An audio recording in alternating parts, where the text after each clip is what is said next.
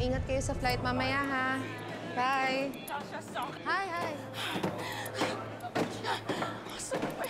Charlene! Ikaw, umamin ka! Sinumbong mo ako, no? Sabihin mo yung totoo! Divina, I'm sorry. Tinanong ako ni Mama Manuela kung sinong kumukuha ng item sa flight. Alam nga naman magsinungaling ako. Masaya ka na? Natanggal ako sa trabaho! Divina, please. Kumalma ka. I'm sorry. Sorry? Sinira mo ang buhay na to! Yan!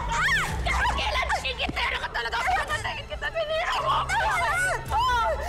Sinira mo yung buhay mo! Dahil sa kadaldalan mo, nasira ang reputasyon ko! Kahit sa ibang airline, hindi ako makakuha ng trabaho! Hindi ko kasalanan yun. Kasalanan mo kung bakit ka nawalan ng trabaho.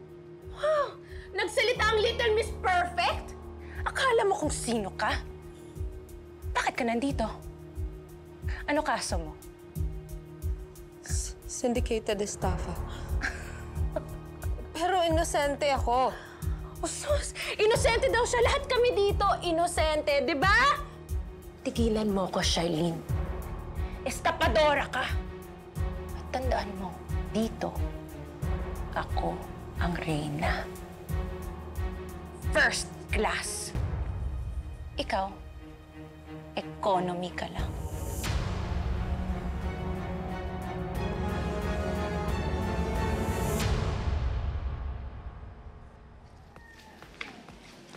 Diba?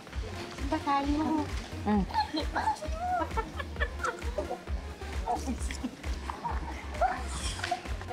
Sumama ka na. Tingnan mo yan. Kawawang Charlene.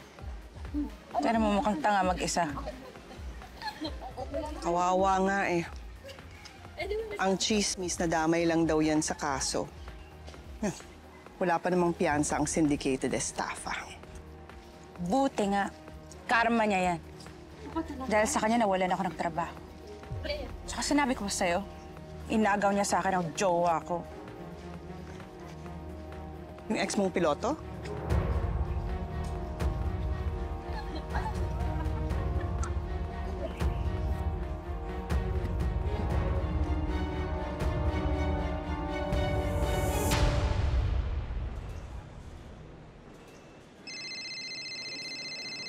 Hello. Hello, Ma. What? Ngayon ilipat si Charlene? Wait, akala ko next week pa. O sige, didiretso na ako doon. Okay, bye-bye. Kailangan ako ng asawa doon. David. Oh, pababa na ako. Magkita tayo sa labas, ha? Didiretso na tayo ng Guerrero City Jail. Okay.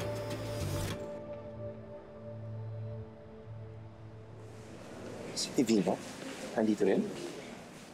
After daw mawala niya sa airlines, nagtrabaho daw siya sa isang jewelry shop. Kaso kumuha siya ng mga alahas, kaya nakasuhan siya ng qualified theft. Milyon-milyon ang tinangay niya, kaya non-bailable siya. Wala pa rin siyang pinagbago. Hindi ba niya sinasaktan or ginugulo? Alam mo naman complicated ang past natin sa kanya. Ako dito. Hindi ako dapat ang nakakulong. Si Joanne ang gumawa ng lahat. Siya yung kumuha ng pera. Wala akong kinuha ng kahit ano. Tumulong lang ako. Ginagawa na ng paraan ni attorney para mapabilis yung hearing mo. Papatunayan natin na biktima ka lang. Ayoko dito. Ayoko makulong. Please, ilabas mo na kami ng magiging baby natin. Please, ayoko makulong dito. Ayoko makulong. Ako na ang bahala. Tiwala ka lang sa akin. I'll make sure makakalaya ka. And after that, tuloy ang buhay natin. Tuloy ang plano natin. Sama si baby, ha? Natakot ako, Nino. Hindi ka mababayaan.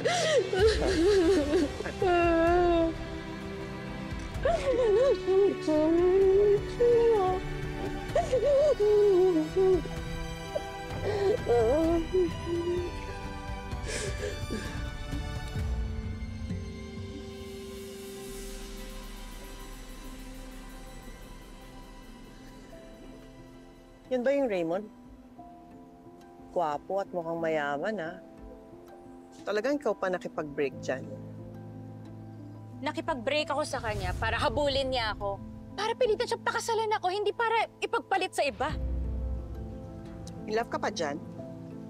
Kasal na yan, no? Tapos magkakaanak ka pa sa ibang lalaki.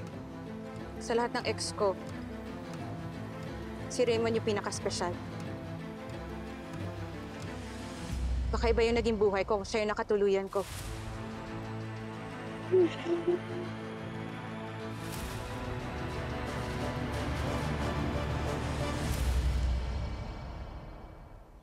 So, ano, papalag ka? Buntis ako. May isa pa akong pinapakain. Divina, sa'yo na to. Meron pa ako sa kwarto. Sorry. Pero hindi ako kakain ng mga tira mo. Sa ating dalawa, ikaw ang mahilig kumuha sa mga pinagsawan ko na! Ano ba? Divina, tumigil ka yun yung mga tiyan nyo! Relax. Walang magsusumbong sa mga bantay, ah! Bibigyan ko lang ng welcome tong bagong kakosa natin. Charlene Cristobal Estapadora. Noon pa lang magnanakaw na to eh. Ninakaw niya yung jowa ko. Hindi yan totoo. Hindi ako magnanakaw. Matagal na kayong hiwalay ni Raymond bago naging kami. Hinaayo ko ng gulo. Hindi pa ako tapos.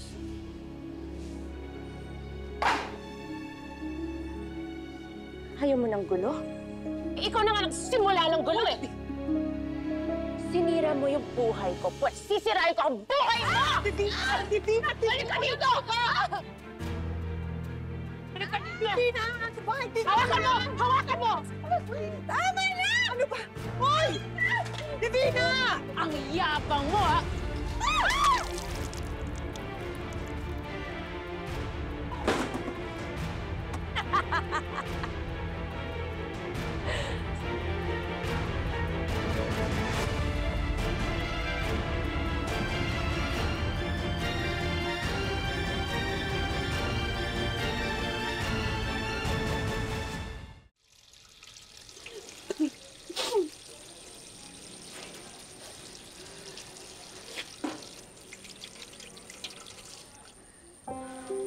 Kaya ko to. Kaya natin to.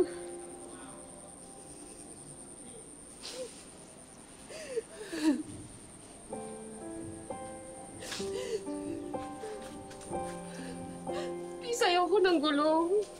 Ayoko ng gulo. Maawa kayo sa akin. Nalaman kita nito. Hindi lahat ng nandito katulad ni Divina. May mga inosente na tulad mo. At mayroon ding nagkasala para protektahan ang mga mahal nila sa buhay.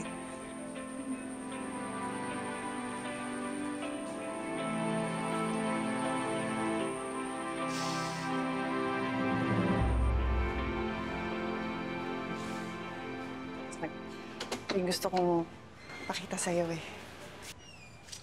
Ito yung sinasabi ko sa'yo. Maricho! Si Charlene! Hoy! Karamihan sa amin, ito na pinagkakakitaan. May supplier na kumukuha ng mga ginagawa namin tapos binibenta sa Tiangge. Mas mura kasi kung tayong gagawa. Pwede na rin kaysa wala, di ba? Tapos yung kinikita namin, iniipon o binibigay sa pamilya o kaya pinapambayad sa tindahan. Ang gaganda ng mga gawa niyo. Pwede ba akong tumulong? Ikaw? Gagawa ng bag? Oo.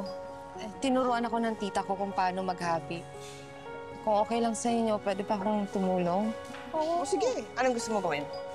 Ito, pwede kong tingnan to? Ayan. Sige. Sige. Ayan. Clara, turuan mo.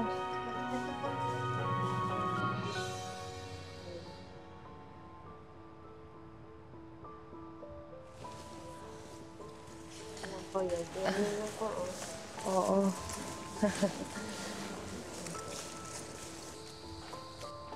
Sama ng titig mo naman kay Charlene, ah. Ano? Mas kaibigan niyo na siya kaysa sa akin? Ano ka pa? Edi join ka sa amin. Hindi ka. Ayoko!